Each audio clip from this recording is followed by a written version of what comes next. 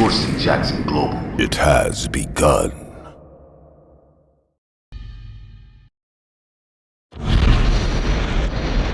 One dark, stormy Halloween night, I had a big fight with my mom. I had told her I was going to a costume party, and she had agreed.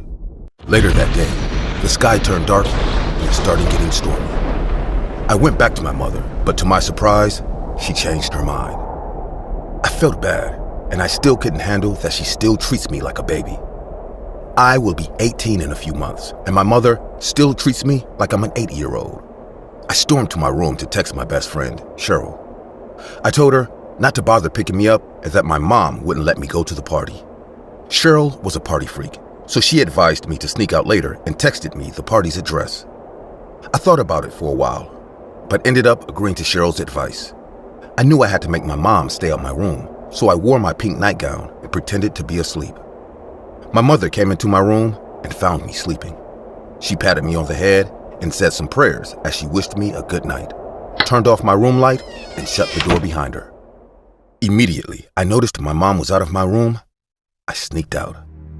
On my way to the address, it was a nice and classy restaurant, but it wasn't a party, I thought to myself. There was not many people there. I sat down in front of a couple. A waiter approached to take my order. He was tall and handsome. I smiled as bright as possible, and I asked him about the costume party. I showed him the address Cheryl had sent me, and he told me I wasn't at the right address. "Your friend must have made a mistake," the waiter said. I asked the waiter for a drink, and I kept calling Cheryl, but all to no avail. Her dial was redirecting me to drop a voicemail. The couple seated in front of me was young. The man was good-looking. He smiled at me and gave me a lustful look, and I looked at him in disgust. He was right there with his wife and still trying to flirt with me. The waiter brought the drink I asked for. There were chocolates and biscuits on the table, so I took some. I remember wondering if they were free. I started feeling funny, so I decided to use the bathroom. I looked around and I saw the bathroom sign. As I walked towards the bathroom, I heard two voices. "She's not part of the plan." "Then why did you attend her? I told you not to let anyone in." "She'll leave anytime soon." "No, we can't let her leave yet. She might ruin our plans." I stood there petrified. So many questions were going through my mind. I even forgot to use the bathroom. Right there, I decided to leave the restaurant immediately and call the cops.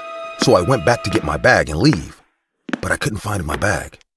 I asked the couple sitting opposite me, but they didn't respond. Instead, they looked away.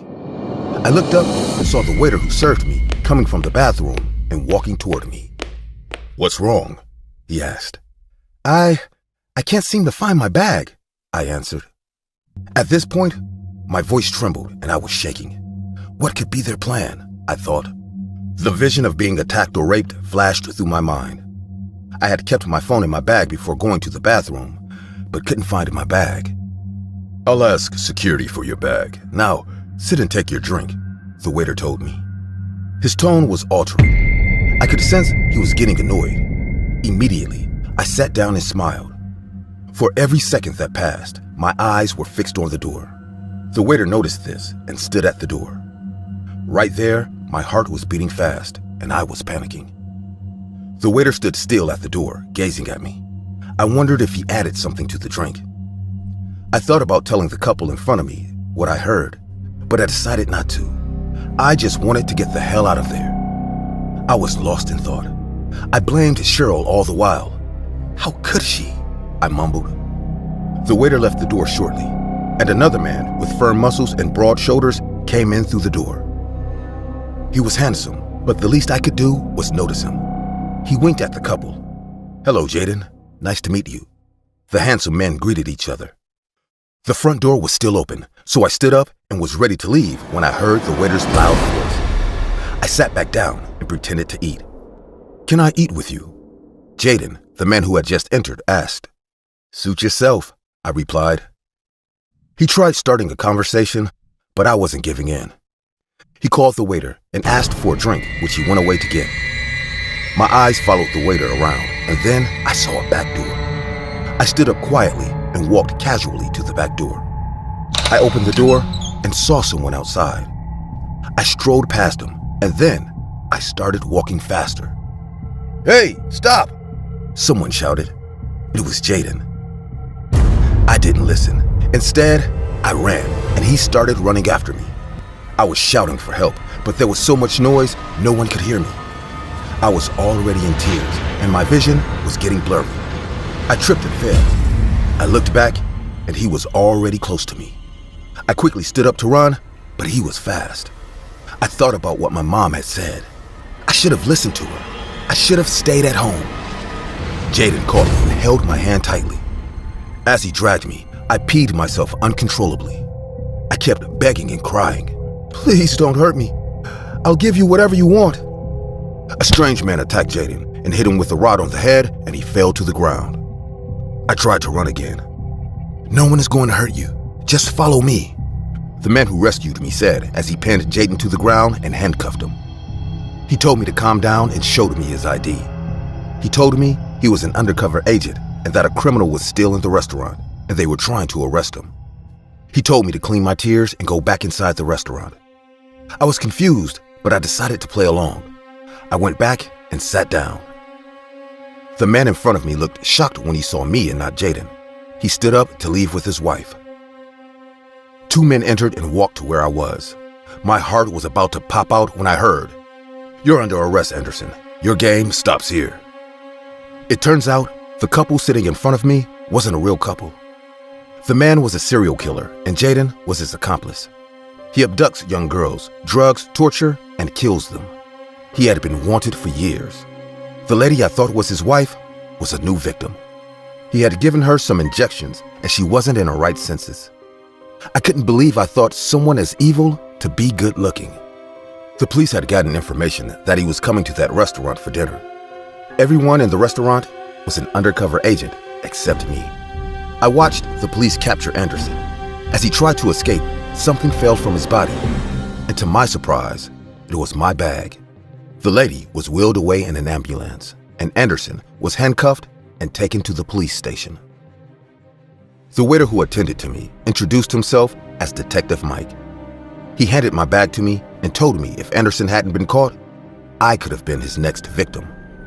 The police dropped me home that night. The siren had woken my mom and she was already waiting outside. But before she could say anything, I hugged her in tears. "I'm sorry, Mom," I said repeatedly. I couldn't sleep that night, and I still get PTSD whenever I'm around the subway, knowing fully well that I could have been a killer's next victim.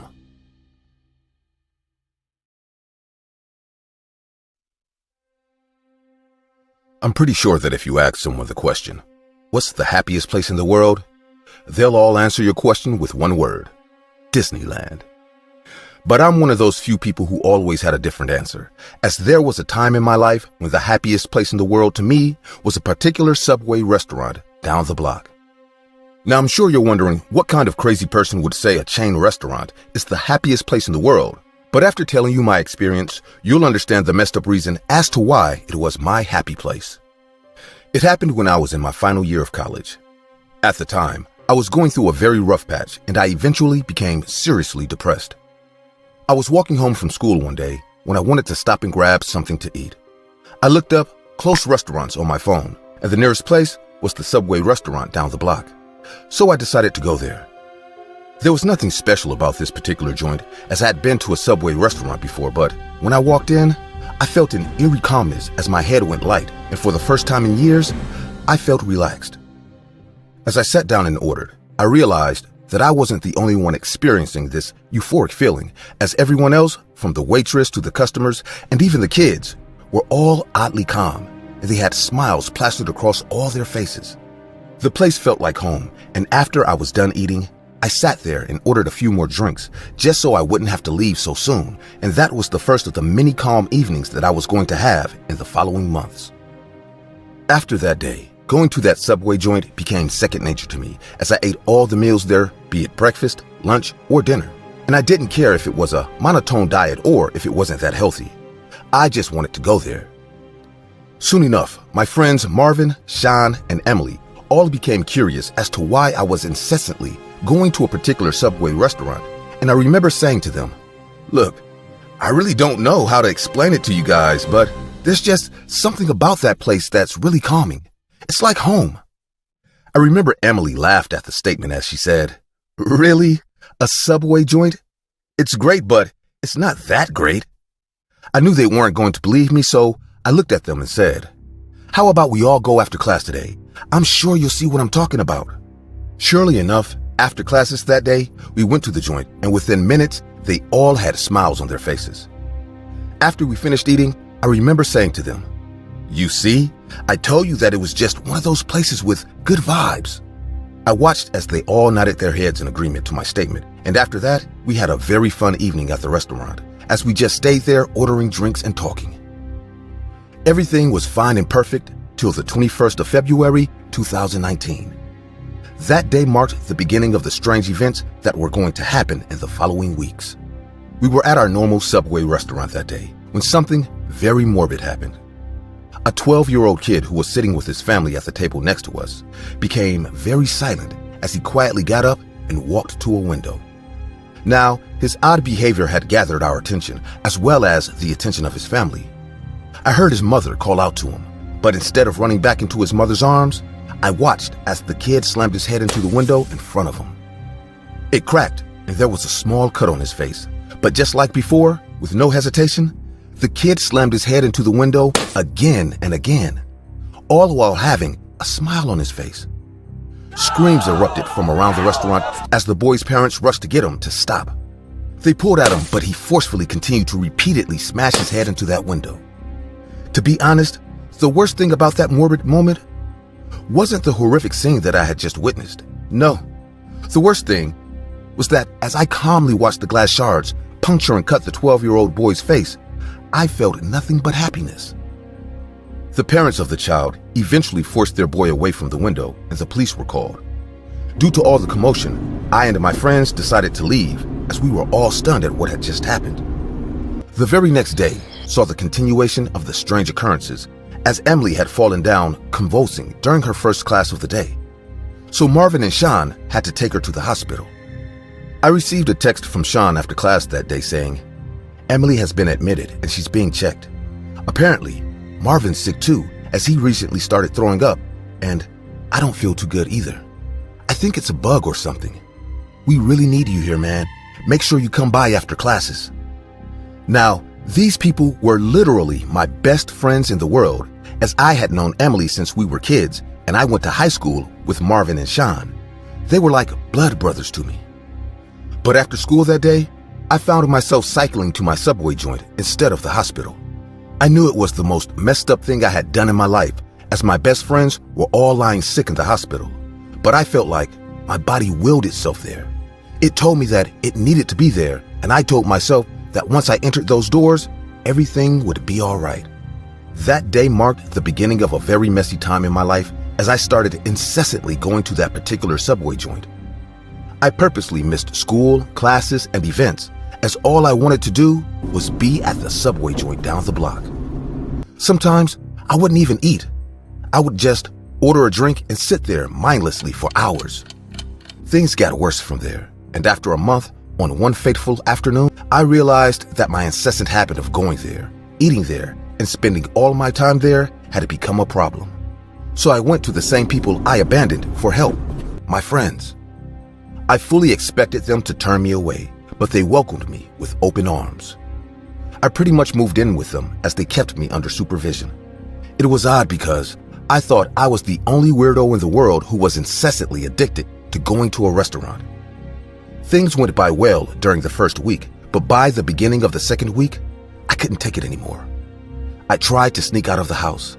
I told lies and I came up with all sorts of excuses to leave, but my friends always saw through my bullshit. It got really bad at one point and I screamed at Emily. I will never forget the hurt look in her eyes as she said, "What's wrong with you, Will? This isn't you." I immediately started saying, "I'm sorry. I'm really sorry, Emily. I don't know what came over me." And that's when she said a statement that made a horrific realization flush through my mind as she looked at me and said, "This is a bit out of place, but you're really acting like my cousin Miles during the weeks leading up to his rehab. He was upstanding, and I can swear that he lashed out the exact same way you lashed out at me. When she was done, I looked at all my friends and I said the words, "Guys, would you go with me to the hospital? I need to take a drug test." Perplexed, they all looked at me like I was crazy, but they all agreed. And after the test, a horrific revelation was revealed, as the doctor said that the traces of over 15 drugs were found in my system, and he couldn't identify what most of them were. He said some of them showed similar traits to drugs like Oxycontin, LSD, and ecstasy. But the chemical structure was a bit different. He also said other traces of drugs similar to opiates and hallucinogens were found, but he couldn't tell as they too possessed a slightly different chemical structure.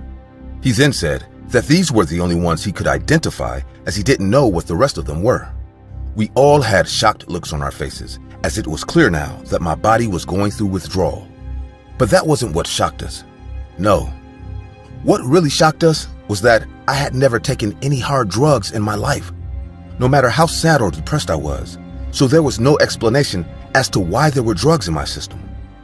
It didn't take long to put two and two together, as in that split second, everything was suddenly clear. After leaving the hospital, we all went to the police station, and I told the cops everything that happened and what I suspected was the cause. An investigation was carried out, and it was revealed that an unknown gas-like drug was being pumped and pushed through the vents of that particular Subway restaurant. As the investigations went on, it was revealed on the news the drug was not FDA approved, as they had no knowledge of the concocted drug. It was also shown on the news that all of the employees, including the manager, were taken for questioning as the police started to get to the bottom of the ghastly act. The case became extremely huge as lawsuits were filed and everyone wanted to sue.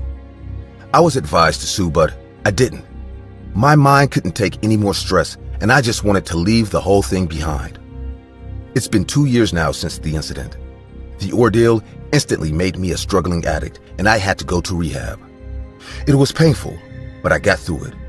After that, I went to therapy, and for the sake of my mental health, I swore to never go to any Subway restaurant again. I've avoided their restaurants for 2 years now, but sometimes, I feel the incessant urge to run into one of their restaurants and see if I would get the same euphoric feeling that I felt on that fateful first day. Don't get me wrong, I already know I wouldn't, as it was revealed that the incident was only carried out by that particular joint. But even then, I still fight that urge every day. And the sad part about it is that I know I'll be fighting this urge for the rest of my life. Narrated by Dorsey Jackson of Dorsey Jackson Global at Compound City.